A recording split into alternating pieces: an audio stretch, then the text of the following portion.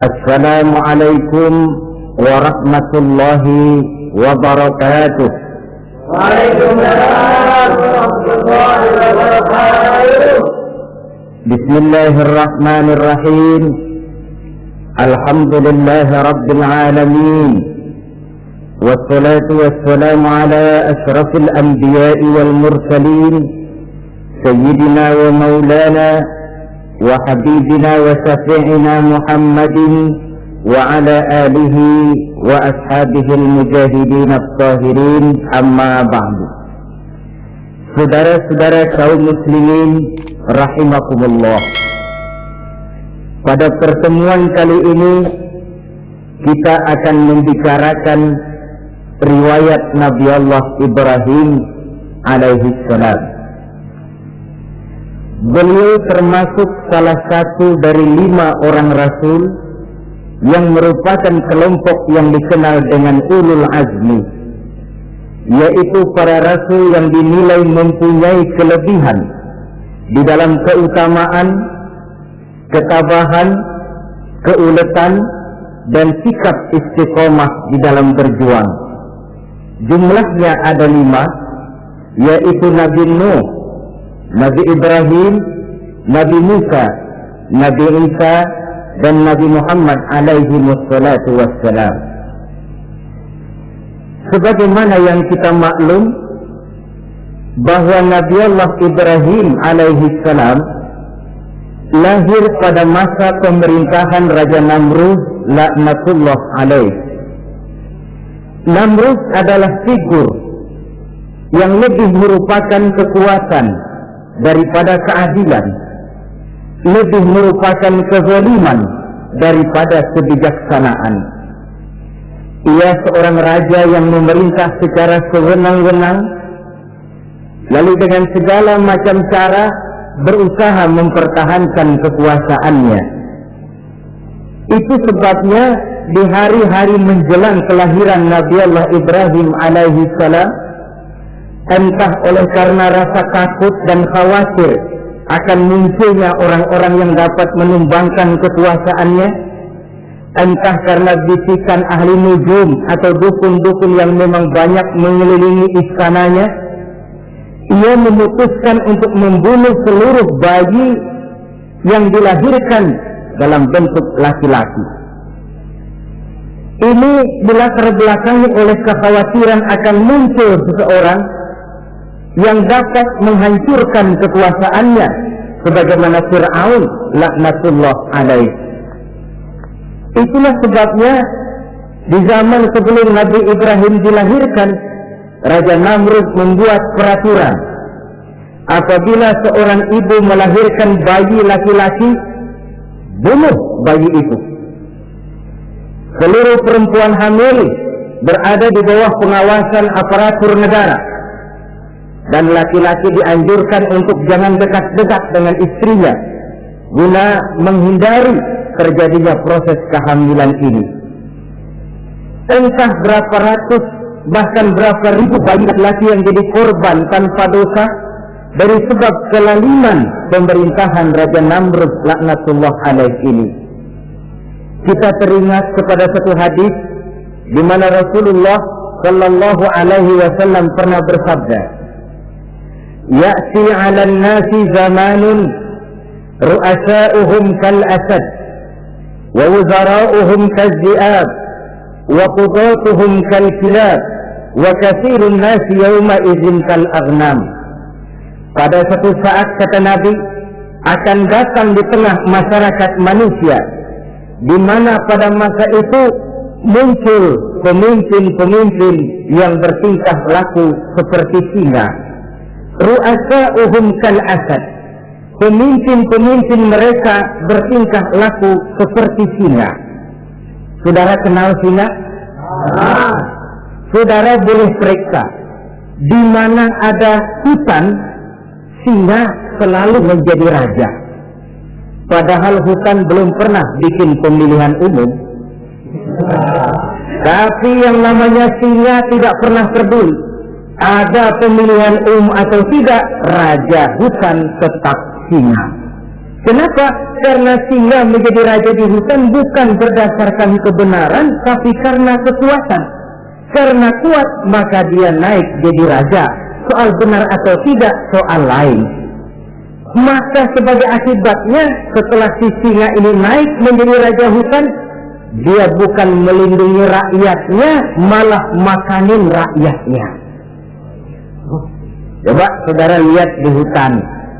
Kambing rakyat hutan dimakan oleh singa. Ayam rakyat hutan dimakan oleh singa. Sapi rakyat hutan dimakan oleh singa. Inilah akibatnya karena singa naik berdasarkan kekuatan. Setelah naik bukan melindungi rakyatnya, malah makanin rakyatnya.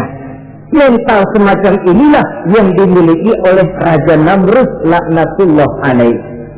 Cuma karena rasa ketakutan akan datang orang yang akan menumbangkan kekuasaannya, maka seluruh bayi laki-laki harus dibunuh tanpa dosa apapun. Itulah kata Nabi, akan datang di tengah masyarakat manusia muncul pemimpin-pemimpin yang mentalnya seperti singa. Nah kalau yang jadi pemimpin sudah seperti singa, wa wuzara'uhum kazi'at, yang jadi wazir, yang jadi menteri kata Nabi, labunya seperti serigala. Dia kali tapi serigala. Apa serigala itu? Saudara tahu dalam dongeng anak-anak, serigala itu kan binatang yang paling licik. Untuk terang-terangan dia tidak berani karena tidak punya kekuatan seperti sang singa. Maka dia pakai ilmu kelicikannya. Serigala itu kalau ingin makan daging ayam, pakai bulu ayam. Kalau ingin makan daging kambing, pakai bulu kambing. Pendeknya, serigala binatang yang menghalalkan segala macam cara asal tujuan tercapai. Itulah serigala, lambang dari sifat kelicikan. Lempar batu, sembunyi tangan. Pengen makan daging ayam, pakai bulu ayam, nyaruh jadi ayam. Pengen makan daging kambing, pakai bulu kambing, nyaruh jadi kambing. Ini akibat dari yang pertama tadi, pemimpin seperti singa, lalu menteri pun seperti serigala. Efeknya kemudian yang segera menyusul apa? Wa qudatuhum kalkilab. Kalau pemimpin sudah seperti singa, menteri sudah seperti serigala, wa qudatuhum kalkilab, akan muncullah para penegak hukum yang mentalnya seperti anjing. Inna lillahi wa inna ilaihi raji'un. Penegak hukum yang mentalnya seperti anjing itu, anjing, saudara lihat, anjing akan setia kepada siapa saja yang memberinya daging. Kalau dia disuruh jaga rumah, dia tidak bisa membedakan mana yang maling, mana yang kamu. Biar yang datang kamu, kalau nggak bawa apa-apa, pasti digonggong. Biar yang datang maling, kalau bawa daging, anjing kalem.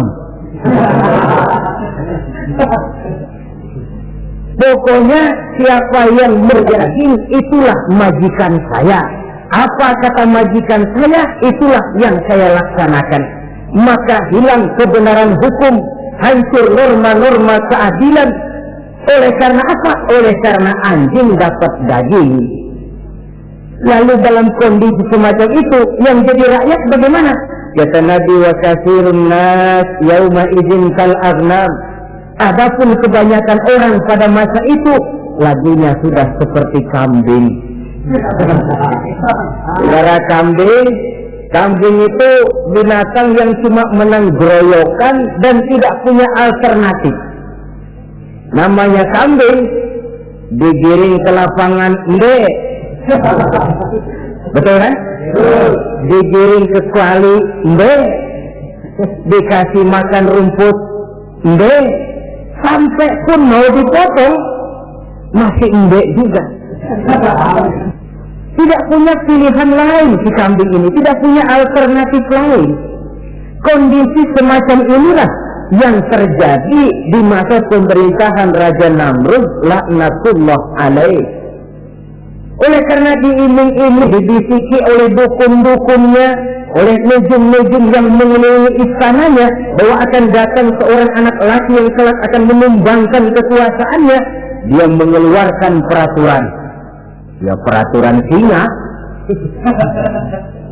Mulai saat ini diumumkan kepada seluruh rakyat, siapa-siapa perempuan melahirkan bayi laki-laki, bunuh hidup-hidup.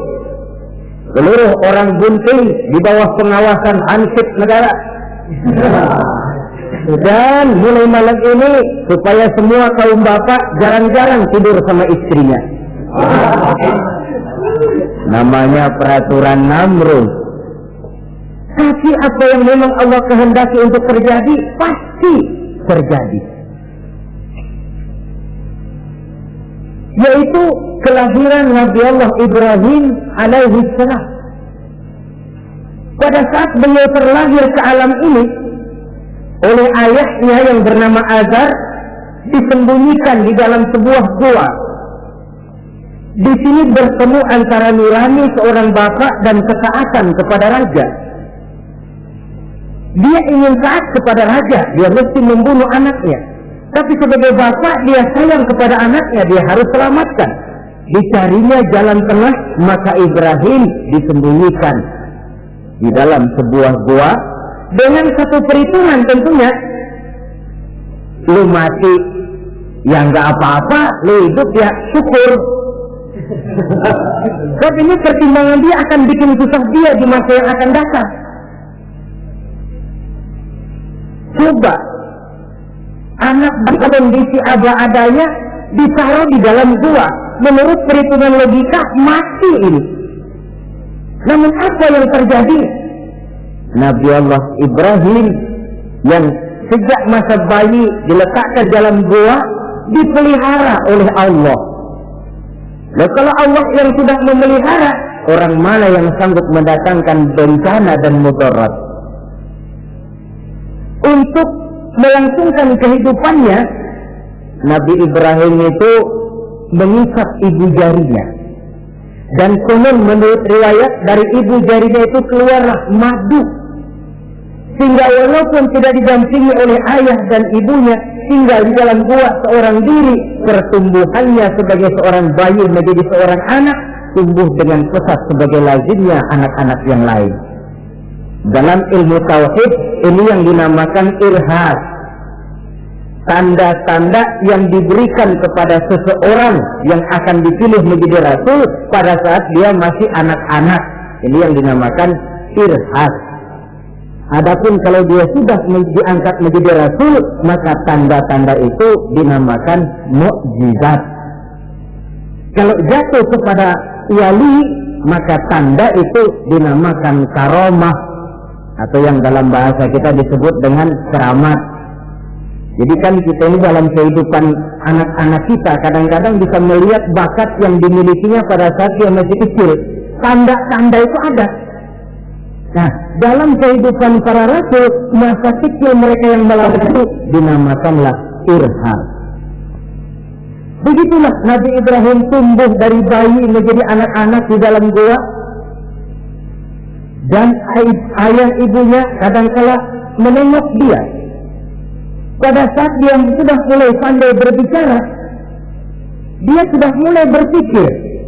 Dan pola berpikir yang pertama, satu hari dia tanya bapaknya, "Papi," kalau bahasa sekarang, "ini yang bikin alam ini sebenarnya siapa? Yang bikin saya siapa? Yang menyebabkan saya ada siapa?" "Ya kami, ibu bapakmu," kata ayahnya. "Oh begitu." "Lalu yang bikin ibu bapak siapa?" "Ya nenekmu. Gara-gara dia saya ada, gara-gara saya kamu ada." "Lalu yang bikin kakek dan nenek siapa?" "Ya buyutmu." "Lalu yang bikin buyut siapa?" "Ya bapaknya buyut." "Yang bikin bapaknya buyut?" "Ya kakeknya buyut." Kalau gitu nggak pernah selesai dong. Tentu akan ada pencipta pertama. Siapa pencipta pertama itu? Bapaknya buntu. "Lu jangan usil dah." Teman-teman lu juga nggak pernah nanyain urusan kayak begini. Saya nggak puas, Pak. Begini sekarang, saya mau tanya. Ini kaum kita nyembah apa? Nyembah berhala. Nah, yang bikin berhala itu siapa? Saya, bapakmu, Hazar. Kaum kita menyembah berhala, bapak. Kenapa nggak nyembah bapak aja kok tanggung-tanggung? Jawaban ayahnya tidak membuat ia jadi puas. Terus merenung siapa gerangan pencipta pertama, siapa gerangan yang patut disembah dengan sebenarnya, siapa gerangan pencipta alam semesta ini. Bila malam datang, dia melihat bintang-bintang bertabur menghias cakrawala. Dia berkata, ini yang patut dianggap Tuhan, tinggi, terang, benderang. Tapi manakala besok pagi bintang tenggelam, dia pun bilang, la uhibbul afilin. Saya tidak suka kepada yang tenggelam. Masa Tuhan tenggelam? Ketika malam datang, bulan pun terbit. Nah, ini barangkali yang Tuhan. Ini lebih besar dari yang semalam. Tapi bila bulan pun terbenam, lagi-lagi dia bilang Tuhan tidak mungkin terbenam. Lalu bila matahari terbit, nah ini enggak salah lagi. Ini lebih gede dari yang dua-dua kemarin. Ini pasti Tuhan. Dan manakala matahari terbenam, dia pun berkata, Tuhan tidak akan pernah terbenam. Perjalanan yang mencari Tuhan ini bisa saudara baca dalam surah Al-An'am ayat 76 sampai dengan ayat 79. Sampai Allah memberikan petunjuk kepadanya, mengangkatnya menjadi seorang rasul dan menyampaikan misi dakwahnya. Saudara-saudara kaum muslimin rahimakumullah, dakwah yang pertama dilaksanakan tentu kepada bapaknya, kemudian kepada kaumnya. Secara psikologis ini kan makan nasi. Coba, kalau kita harus nasihatin orang lain yang tidak ada hubungannya dengan keluarga, barangkali biasa saja. Tapi nasihatin bapak sendiri, ini kan makan nasi. Mau didiamkan saja batil dan sesat, mau diceramahin bapak sendiri.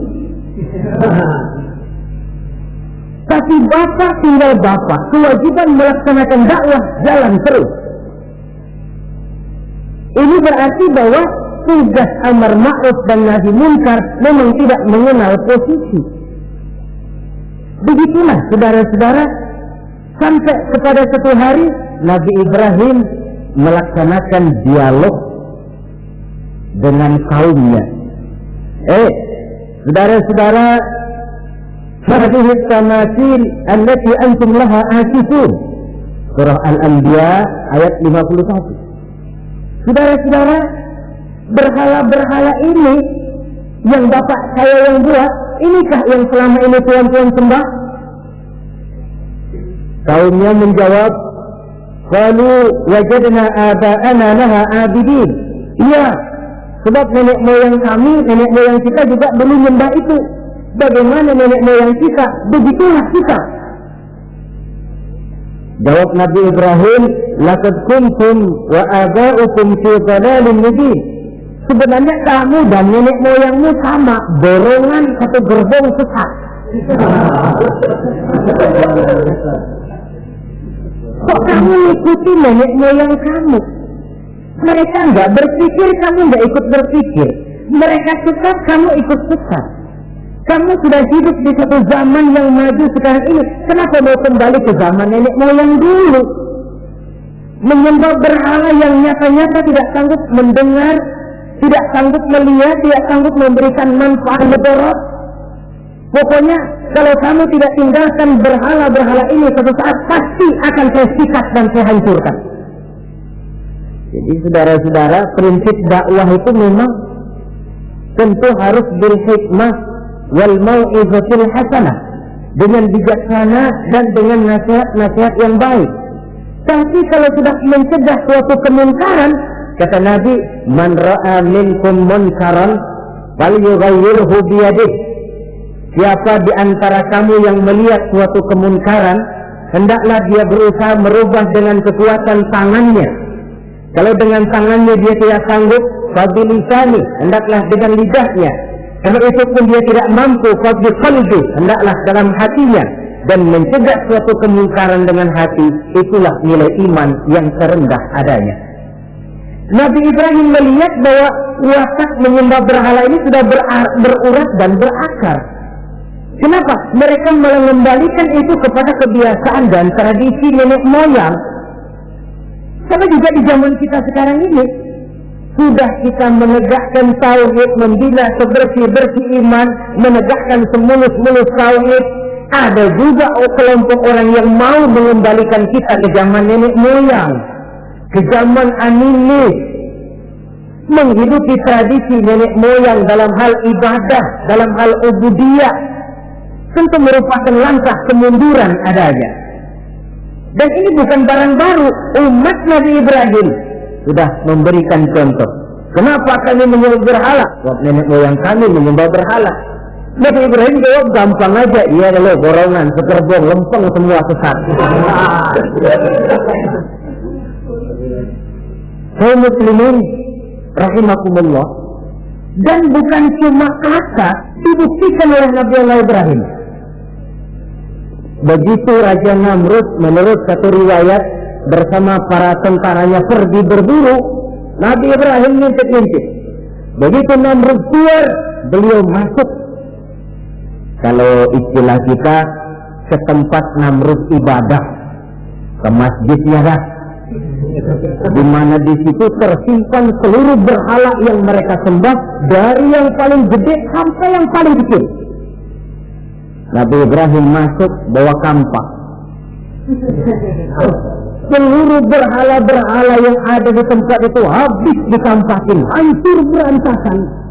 Kecuali berhala yang paling gede, itu ditinggalin, nggak diapa-apain, dan kampaknya ditaruh di tangan berhala yang paling gede. Memang kebetulan tangannya diracun begini, digantungkan kampak di situ. Nabi Ibrahim keluar.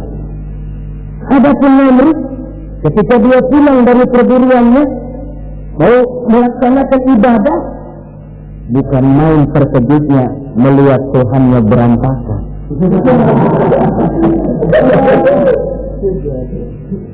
Waduh, ini celaka kerjaan siapa ini? Dikumpulkan para intel negara, staf-staf khusus. Ini ada supersip masuk kemarin, mengganggu stabilitas peribadatan kita. Ini mesti dicari siapa biang keroknya ini. Cari sampai ketemu siapa yang menghancurkan Tuhan-Tuhan kita ini. Intel pun disebar. Ada yang ke kota, ada yang ke desa, ada yang pokoknya ke seluruh penjuru. Sampai ada yang desas-desuskan. Tuan Raja, gimana? Saya dengar selentingan berita. Berita apa? Pada waktu Tuan Raja pergi berburu, seorang anak muda bernama Ibrahim masuk ke tempat ibadah kita.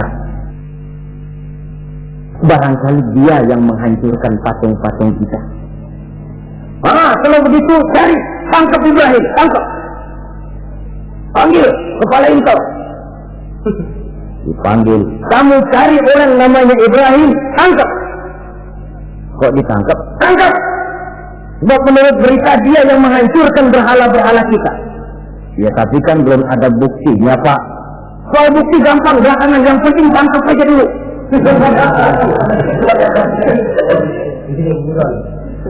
Ini supersip ini.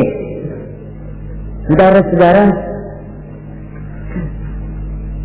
dicarilah Nabi Allah Ibrahim, ketemu, dihadapkan kepada Raja Namrud, disidang di pengadilan terbuka, disaksikan orang banyak, dibuka oleh Raja Namrud.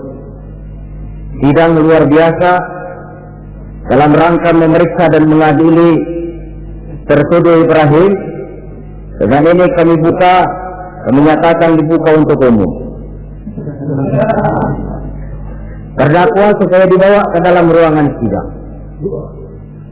dihadapkan Nabi Ibrahim. Nama Ibrahim. Orang tua. Tuduhan menghancurkan berhala. Ada di alihatina ya Ibrahim. Ibrahim, benarkah kamu yang menghancurkan Tuhan-Tuhan kami? Siapa bilang?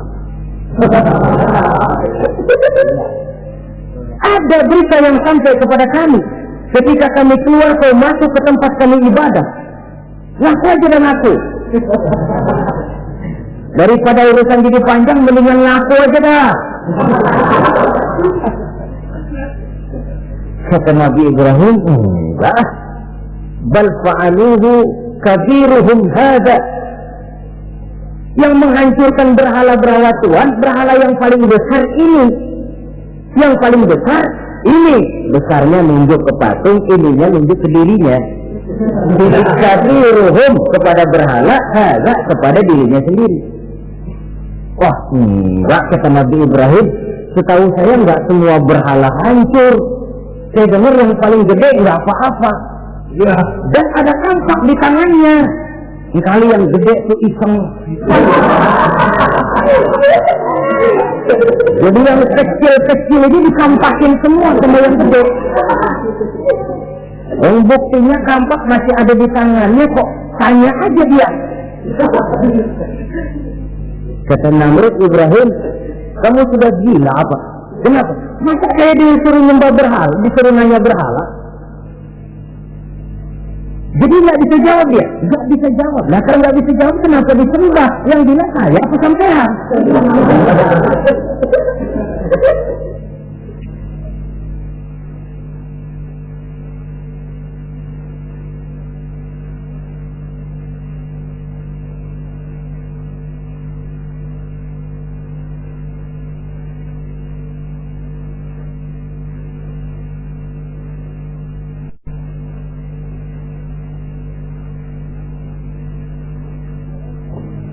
Merasa tidak sanggup menghadapi argumentasi yang diajukan oleh Nabi Allah Ibrahim, Namrud salap. Dalam kesalahannya itulah ia menjatuhkan vonis bahwa Nabi Allah Ibrahim dihukum bakar hidup-hidup. Pada hari yang ditentukan, dikumpulkanlah kayu bakar sebanyak-banyaknya, juga merupakan timbunan besar yang menyerupai sebuah bukit kecil. Apabila segalanya telah siap, kayu bakar itu pun disulut orang, dan api mulai menjilat ke sana kemari, makin lama makin besar, makin lama makin besar, sehingga tentara Namrud bingung. Ini Ibrahim bagaimana ngebakarnya? Kalau kita anterin ke api, kitanya ikut angus, dilemparin nggak mungkin sampai. Lalu mereka menemukan akal, dibuat semacam lentingan busur panah. Kalau istilah kita di kampung kayak selepetan begitu. Sehingga Nabi Ibrahim dilemparkan dan tetap jatuh di tengah kobaran api yang menggunung. Namrud tentu saja memandang dengan perasaan puas. Sejenak konco-konco dan antek-antek yang melihat dengan hati yang lega, dan semuanya merasa hancur sudah biang kerok yang selama ini menjadi racun dan duri dalam kehidupan kita. Tapi rupanya yang mereka mau lain dengan yang Allah mau. Ketika Nabi Allah Ibrahim hampir masuk ke tengah kobaran api yang menggunung itu, datanglah perintah Allah kepada api. Ya naru kuni bardan wa salaman ala Ibrahim. Hai api, dinginlah kamu, selamatkan Nabi Ibrahim. Api ini tunduk kepada perintah Allah, ia pun dingin. Sehingga Nabi Ibrahim di tengah kobaran api yang menggunung, seujung rambut pun tidak terbakar, malah kedinginan di tengah kobaran api. Lalu api ini dari besar makin lama makin kecil, makin lama makin kecil, akhirnya padam. Yang ada tinggal tumpukan arang dan debu. Kata Namrud, mampus loh Ibrahim. Asain. Barangkali istilah kita nih, makan pencarian lo. Pakai bertingkah mencaci maki Tuhan kami, menghancurkan berhala-berhala. Sekarang rasakan hasil usahamu. Sorak-sorai pun kedengaran. Begitu lagi sorak-sorak dari tumpukan abu dan arang itu gerak-gerak. Kerusak. Kok ini ada arang bergerak-gerak? Rupanya dilihat-lihat, makin lama makin nyata, Nabi Ibrahim keluar dari tumpukan arang dalam keadaan utuh, tidak kurang satu apapun. Sebenarnya andai kata Namrud mau menggunakan akalnya, saat itu dia tentu menemukan satu hal yang luar biasa, satu kebesaran yang kalau dia mau merenung akan sampai kepada kekuasaan yang serba maha. Tapi karena ketika itu hatinya sudah dipenuhi nafsu, ditutupi oleh kesombongan, dia buta terhadap kenyataan itu. Kaum muslimin rahimakumullah, akhirnya Nabi Allah Ibrahim ini diteror langsung oleh orang tuanya. Kata abahnya, "Aradibun anta an alihati ya Ibrahim? Ibrahim, kau benar-benar tidak senang kepada Tuhan-Tuhan kami, berhala-berhala ini? La in lam tantahi la arjumannaka wahjurni maliya." Kalau engkau tidak berhenti, hai Ibrahim, tidak berhenti memperkenalkan Tuhan seluruh sekalian alam, tidak berhenti mencela dan mencaci bahkan menghancurkan berhala-berhala kami, la arjumannaka, akan kami rajam kamu. Iya, kalau raja yang ngancam begini, orang tua beliau sendiri ngancam begini. Itulah tantangan dakwah, saudara-saudara. Kita melaksanakan dakwah ini tempo-tempo berhadapan dengan penguasa yang mentalnya macam Namrud. Tempo-tempo berhadapan dengan orang kaya yang pelitnya macam Qarun. Tempo-tempo berhadapan dengan orang tua yang mentalnya macam Azar. Orang tua yang kaku, yang tidak mau terbuka terhadap kenyataan. Istilah di kampung kita, orang tua yang laceng. Kau laceng, udah salah kenceng. Sulit benar menerima pembaruan yang membawa umat kepada masalah-masalah yang memang nyata lebih baiknya. Itulah tantangan di dalam melaksanakan tugas dakwah, dan ini dihadapi oleh Nabi Allah Ibrahim. Ayahnya terakhir memberikan tekanan, kalau kau tetap melaksanakan misimu, tidak engkau mau berhenti dari tugas dakwah ini, awas Ibrahim, la arjumannaka, akan aku rajam, akan kami lempari kau dengan batu, wahjurni maliya, pergi kamu dari sini. Ya Allah, diputuskan hubungan. Kalau memang engkau berkeras dengan tugas dakwahmu, persilakan Ibrahim, keluar, pergi saja dari sini. Diusir oleh orang tuanya sendiri. Inilah hidayah, saudara-saudara. Oleh sebab itu, tugas utama kita kaum muslimin sebenarnya bukan mengislamkan orang, tapi menyampaikan Islam. Tugas kita ialah menyampaikan Islam, bukan mengislamkan orang. Sebab orang mau Islam atau tidak, itu urusan hidayah dari Allah. Jangankan kita, Nabi Ibrahim tidak sanggup mentauhidkan ayahnya Azar. Nabi Nuh tidak bisa mengislamkan putranya Kan'an. Bahkan Nabi kita Muhammad sallallahu alaihi wasallam pun tidak bisa memberikan hidayah kepada Abu Jahal dan Abu Lahab. paman Nabi, orang tua Nabi, anak Nabi, istri Nabi sekalipun, hidayah tidak diberikan kepada mereka, mereka tidak terpanggil mengikuti kebenaran. Kalau sudah kenyataan ini yang kita temui, kembalilah kepada konsep Quran. Allahumma inni qad ballaghtu, wahai Allah, seruanmu sudah saya sampaikan, dakwahmu sudah saya canangkan, ajakan kepada tauhid sudah saya sampaikan. Allahumma inni qad ballaghtu, sudah saya sampaikan ya Allah. Perkara mereka tidak mau ikut, itu karena semata-mata hidayah berada di tanganmu ya Allah. Kalau kemari landasan dakwah kita, insya Allah tugas dakwah kita berkelangsungan. Kalau tidak, maka mati. Kita pikirin, ya orang gua ajak benar-benar enggak mau, ya dipikirin. Saya ajak ngaji malah dikasih mati, saya ajak yang baik malah saya dicemoohkan. Kok begini dakwah? Akhirnya dipikirin, sakit jantungan. Sudah orang enggak kena kita ajak beriman, kita sendiri makan ke dalam. Itulah Quran meletakkan konsepsi dasar, sampaikan dakwah dengan baik, bil hikmah wal mau'izatil hasanah wajadilhum billati hiya ahsan. Kalau ternyata metode sudah baik tapi orang tidak juga mau beriman, tanamkan dalam hati, Allahumma inni qad ballaghtu, ya Allah, sudah saya cuma sekedar menyampaikan.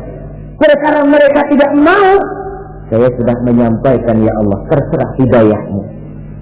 Kelapangan jiwa akan kita temui di sana. Entah berhadapan dengan penguasa yang punya mental kayak Namrud, bertingkah laku sewenang-wenang, aji mumpung, mentang-mentang kuasa lalu saenake dhewe, menghitamkan yang putih, memutihkan yang hitam menurut seleranya saja. Entah berhadapan dengan orang kaya yang punya mental seperti Korun, makin kaya tapi makin bakhil, atau berhadapan dengan orang-orang tua yang punya tingkah laku seperti Azar. Diperlukan sikap lapang dada untuk menyampaikan risalah Islam ini. Terhadap reaksi keras dari abahnya ini apa? Kata Nabi Ibrahim, surah Maryam ayat 47 menjelaskan, Salamun alaika sa'astaghfiru laka rabbi innahu kana bi afiyya wa a'tazilukum wa ma ta'buduna min dunillah. Kalau memang begitu abah, salamun alaika. Oke abah, selamat jalan. Marilah kita tempuh jalan kita masing-masing. Saya memang anak bapak, tapi tauhid adalah prinsip. Allah Tuhan saya. Ini prinsip. Kalau bapak tidak mau mengikuti seruan saya, padahal saya sayang kepada bapak, saya cinta kepada bapak, saya tidak ingin bapak bersekutu dengan setan, saya tidak ingin bapak menemani setan di dalam neraka, saya ingin menyelamatkan bapak, tapi ini rupanya vonis bapak, hendak merajam saya, mengusir saya dari sini. Oke bapak, salamun alaika, selamat jalan. Astagfirullah, saya akan memohon ampun kepada Allah untuk bapak, memohon ampun. Jadi walaupun dalam Islam kita berbeda akidah dengan orang tua, tetapi kewajiban untuk berbakti tidak menjadi putus karenanya. Dalam surah Luqman dijelaskan, apabila kedua orang tuamu memaksamu untuk menyekutukan Allah, jangan taati. Tetapi sungguh pun demikian, wa sahibhuma fid dunya ma'rufa, tetaplah engkau pergauli keduanya di dunia ini secara baik. Toleransi yang besar ditunjukkan oleh Islam, dan lebih besar lagi dilaksanakan oleh Nabi Allah Ibrahim. Sungguh pun bapak sudah mengusir saya, menolak mentah-mentah ajaran tauhid, tetap juga menyembah berhala, tetap juga bersekutu dengan setan. Saya akan memohonkan ampun kepada Allah untuk bapak. Wa a'tazilukum, saya akan menjauhkan diri dari apa yang bapak sembah, dari apa yang kaum kita sembah selain daripada Allah. bapak menyembah berhala, kaum kita ini menyembah berhala, wa a'tazilukum, saya akan menyingkir dari semua itu. Selamat jalan Abah. Istilah kita goodbye my dear. Ini jalan yang membedakan saya dengan Abah, jalan tauhid dan jalan syirik. Di sini kita harus berpisah. Walaupun dengan berat hati kita berpisah. Jadi keluarga dan akidah punya garis yang jelas. Umumnya, ya walaupun baik tapi memang harus ditingkatkan. Umumnya kita ini kan mayoritas merasa sebagai muslim karena keturunan. Kenapa kamu Islam? Bapak saya Islam, nenek saya Islam, saya Islam. Baiklah, itu pun baik. Pada mulanya memang harus begitu. Tapi lambat laun kita tentu harus merasakan bahwa keberadaan kita dalam Islam tidak cukup cuma karena faktor keturunan. Dengan kata lain, kita harus memperbaiki kualitas keislaman kita. Inilah proyek utama kita sekarang, mengislamkan orang Islam. Saudara-saudara kaum muslimin rahimakumullah, maka Nabi Ibrahim pun meninggalkan orang tuanya, meninggalkan kaumnya, uzlah, hijrah ke tempat Baitul Maqdis, daerah di Palestina sekarang ini. Sejarah kehidupan Rasul umumnya memiliki kemiripan. Rata-rata ditentang oleh kaumnya sendiri dan sebagian besar lalu hijrah. Itu barangkali memang resiko dari satu perjuangan. Nah, begitu tantangan yang dihadapinya dalam melaksanakan dakwah. Lalu cobaan-cobaan yang diberikan Allah kepada Nabi Ibrahim pun luar biasa. Pantas kalau beliau itu masuk ulul azmi dan mendapat titel Khalilullah. Nabi Ibrahim titelnya Khalilullah, orang yang mencintai dan dicintai Allah. Khalilullah. Ini terbukti dari cobaan-cobaan yang dihadapinya. Pertama, dari perkawinannya dengan Siti Hajar, dengan Siti Sarah maksud saya, beliau tidak dikaruniai seorang anak pun. Umur sudah lanjut. Padahal anak kita tahu pelanjut sejarah, penyambung cerita si buah hati belahan jantung. Sampai pada satu hari Hajar musyawarah. Kalau bahasa kita, Bang, bagaimana Hajar? Lama juga kita sudah berumah tangga kan Bang? Lalu, dan kita sejauh ini belum dikaruniai seorang anakku. Ya sabarlah, pada waktunya tentu akan ada juga. Tapi kapan lagi Bang? Usia kita sudah cukup lanjut. Maksud kamu bagaimana Hajar? Begini sajalah Bang. Bagaimana kalau abang kawin saja lagi? Ya Allah, punya istri macam begini, menyuruh lakinya kawin lagi.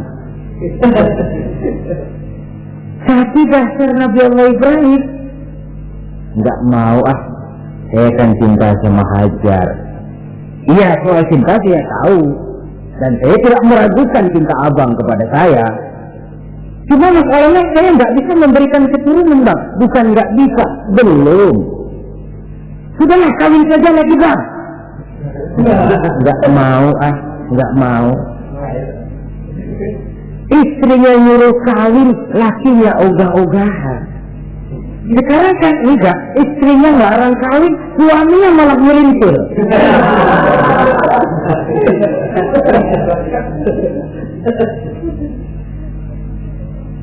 Sampai ketika didesak kata Ibrahim, enggak, kalau itu yang Sarah Hajar mau, biarlah, jadilah. Saya mau kawin lagi dengan syarat kau yang mencarikan istri untuk saya itu. Oleh Siti Hajar dipilihkan Siti Sarah. Kawinlah Nabi Ibrahim dengan Sarah. Dari Sarah ini beliau dikaruniai seorang putra bernama Ismail alaihi salam. Nah, cobaan datang untuk menguji Khalilullah ini. Hai Ibrahim, kau cinta kepadaku, kata Allah, seolah-olah setelah kau punya anak, masuk rasa cinta anak ke dalam hatimu. Allah mau buktikan mana cintamu yang lebih besar, kepada anakmu atau kepada aku, kata Allah. Maka turun perintah untuk menyembelih anaknya sendiri. Satu riwayat menceritakan bahwa latar belakang perintah menyembelih anak ini sebenarnya gara-gara Nabi Ibrahim juga ketelepasan ngomong. Beliau pernah menyembelih 300 ekor unta dan 1000 ekor kambing. Dagingnya dibagikan kepada fakir miskin, dilaksanakan penyembelihan itu untuk mendekatkan diri kepada Allah. Dekat.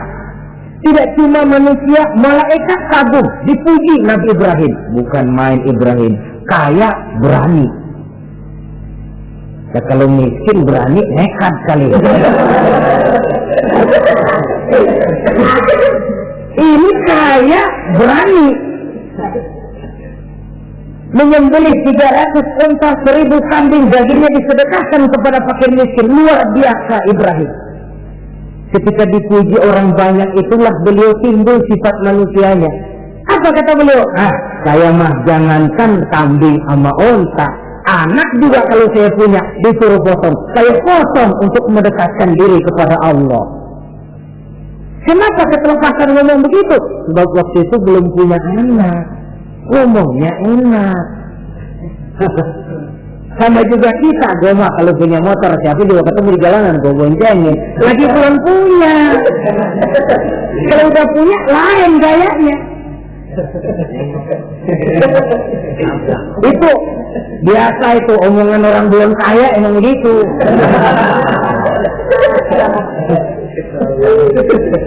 Saudara-saudara, sehingga omongan yang beliau sudah lupa bertahun-tahun bahkan puluhan tahun ini. Begitulah ketika sudah punya anak Ismail, falamma balagha ma'ahu sa'ya, ketika Ismail sedang lucu-lucunya dalam tidurnya, mimpi turun perintah, ya Ibrahim uffi binuzrika. Hai Ibrahim, bayar nazarmu. Nazar? Iya. Apa nazar? Dulu pernah ngomong apa, ingat nggak? Jangankan cuma kambing, unta, anak pun kalau punya disuruh potong, saya potong. Jadi anggap nazar. Bayar nazarmu, potong anakmu. Dipikirin siangnya, semalam itu benar-benar perintah Allah atau cuma mimpi? Kalau mimpi kok jelas amat, kalau perintah Allah kok kelewatan amat. Pakai anak disuruh potong, emang gak ada yang lain apa? 3 malam berturut-turut mimpi sampai beliau yakin ini memang benar perintah Allah dan dilaksanakan. Memang berat hati. Pagi-paginya bilang kepada Siti Sarah, Sarah, Ismail mandikan, berikan pakaian yang baik, saya mau bawa pergi dia. Kemana Bang? Pokoknya mau saya bawa. Berangkatlah anak beranak ini menuju salah satu bukit di daerah Mina. Ketika duanya sudah mau berangkat, iblis sibuk bukan main. Ini cobaan loh. Orang kalau mau ibadah, iblis paling gatal. Segala macam cara mereka lakukan agar orang jangan ibadah. Ini Ibrahim mau membuktikan cintanya kepada Allah. Ya Allah, lihatlah. Walaupun saya sudah punya anak, cinta saya kepadamu lebih besar ya Allah. Walaupun perintah ini menyembelih leher anak sendiri, saya potong karena melaksanakan perintahmu. Iblis ribet. Mula-mula dia bisikin Nabi Ibrahim. Hei Ibrahim, kau lihat anakmu di belakang itu, kecil, lucu-lucunya, masa anak begitu mau dipotong? Tega kamu Ibrahim. Ini perintah Allah, gak ada urusan sama ente. Kata iblis, waduh mantap juga nih. Kalau suaminya gagal, istrinya kali. Biasanya perempuan perasaannya lebih tinggi daripada pikirannya. Ini Siti Sarah barangkali, kalau Siti Hajar barangkali, kalau saya perdayai bisa terpedaya. Hajar, ya, kamu tahu anaknya Ismail mau dibawa kemana? Saya tidak tahu. Mau dipotong? Suamimu Ibrahim mau dipotong. Dipotong? Kok bisa begitu? Iya, katanya ini perintah Allah. Iblis, Kalau memang ini perintah Allah, jangankan cuma anak saya Ismail, saya juga ibunya mau ikut dipotong. Wah, kata iblis nih gilaan lagi dari laki. Saya kira karena perempuan bisa barangkali dilemahkan semangatnya, ya saya tidak. Ismail nih masih kecil kali ini, gampang dikelecehin. Ismail, kau mau dipotong oleh ayahmu? Dipotong. Kok bisa begitu? Katanya perintah Allah. Kalau memang ini perintah Allah, saya siap. Iblis mau ngomong lagi, Nabi Ibrahim Ismail ngambil batu disambitin iblis. Izhab ya la'in, pergi, laknat terkutuk kamu.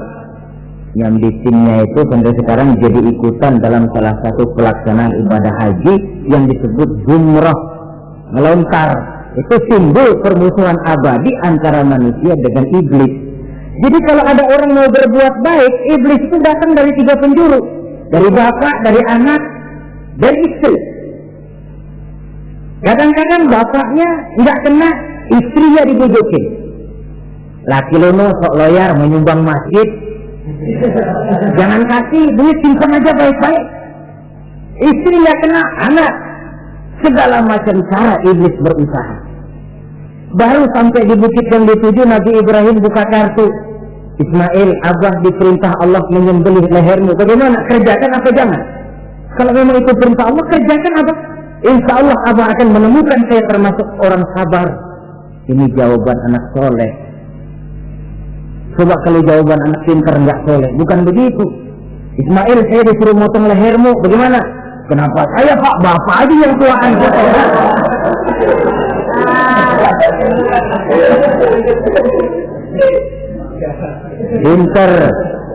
Pinter, tapi nggak soleh ya begitu itu, minteri jadinya. Saudara-saudara, sampai Nabi Ismail diganti oleh Allah dengan seekor kambing kibas. Cobaan terhadap kecintaannya kepada Allah. Kau cinta aku, itu benar. Tapi setelah kau punya anak, rasa cinta anak masuk ke dalam hatimu. Mana lebih besar, cintamu kepada anakmu atau cintamu kepada aku, kata Allah. Terbukti cintanya kepada Allah lebih besar daripada cintanya kepada anaknya. Bukankah nilai cinta itu baru terasa nyata kalau sudah lewat cobaan, lewat pembuktian? Sehingga dengan demikian kata orang, biasanya cinta itu menuntut pengorbanan. Berani bercinta, berani berkorban. Jangan takut berkorban, nggak usah cinta-cintaan.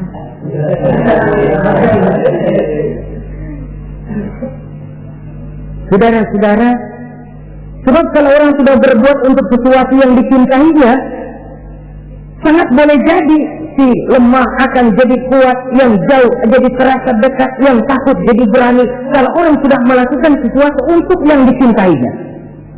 Seorang bapak karena cintanya kepada anaknya, dia rela pergi pagi pulang sore, keras keringat banting tulang supaya hari depan anaknya lebih baik daripada dia. Seorang suami yang cinta kepada istrinya, tidak soal dia kepanasan dan kehujanan, mencari yang sulit-sulit yang diinginkan oleh istrinya.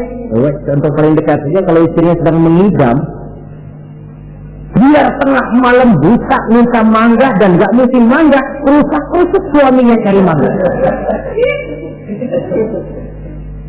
Cinta memang membuat yang jauh jadi terasa dekat. Lalu cobaan lain ketika turun perintah melaksanakan khitan. Umur beliau menurut riwayat Abi Daud sudah umur 80 tahun. Di zaman belum ada pisau cukur, silet, gunting, kulit sudah alok. Tapi ini perintah Allah, laksanakan, resiko belakangan. Nabi Ibrahim pandai memilah mana kepentingan pribadi, mana perintah Allah. Nah, perkara beliau nanti pindah ke Mekah, membangun Ka'bah sampai kepada hari tuanya, ini berkaitan dengan Nabi Allah Ismail, dan akan kita bicarakan pada pertemuan di mana kita nantinya akan membicarakan riwayat Nabi Ismail alaihi salam. Untuk riwayat Nabi Ibrahim, walaupun serba singkat, hingga ini sajalah dahulu, dan mudah-mudahan menjadi tamsil, ibarat dan contoh yang bisa kita jadikan pegangan di dalam kehidupan kita sehari-hari. Terima